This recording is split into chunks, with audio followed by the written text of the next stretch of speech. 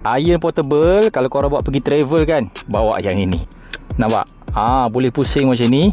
Nak guna mode macam ni pun boleh, nak guna mode macam ni pun boleh. Dia ada transparent, korang boleh monitor air ada dekat sini. Korang boleh pilih macam-macam mode dekat sini. Pakai plug 3 pin, tapi dalam kereta ni tak ada plug lah.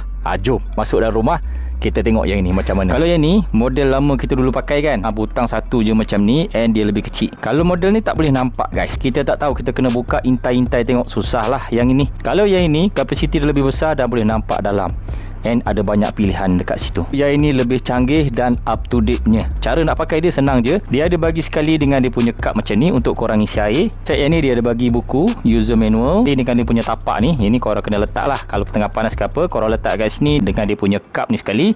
Semua ni korang akan dapat dalam dia punya kotak. Cara nak pakai dia sangat-sangat senang. Korang boleh select je kat sini. Ok, nak guna fungsi silk, fungsi wool, fungsi cotton, fungsi linen, ada indicator dan juga fungsi blending. Ada 6 lah dia punya mode. Nampak?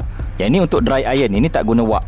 Mantap kan? Yang ni lebih senang kan? Sekarang ni aku tengah guna fungsi dia punya dry ironing. Ni untuk fungsi iron biasa, iron kering lah. Yang ni kalau korang nak tukar, korang tekan je dekat situ. Nak guna silk atau wool, korang boleh pilih je. Nampak? Dia dah keluar wap-wap tu.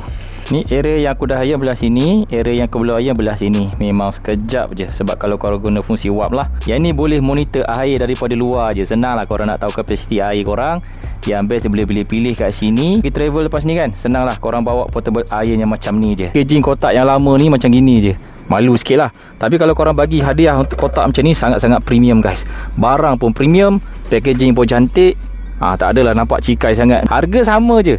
Ini versi upgrade pada version yang dulu, nampak? Ini colour ni korang boleh pilih.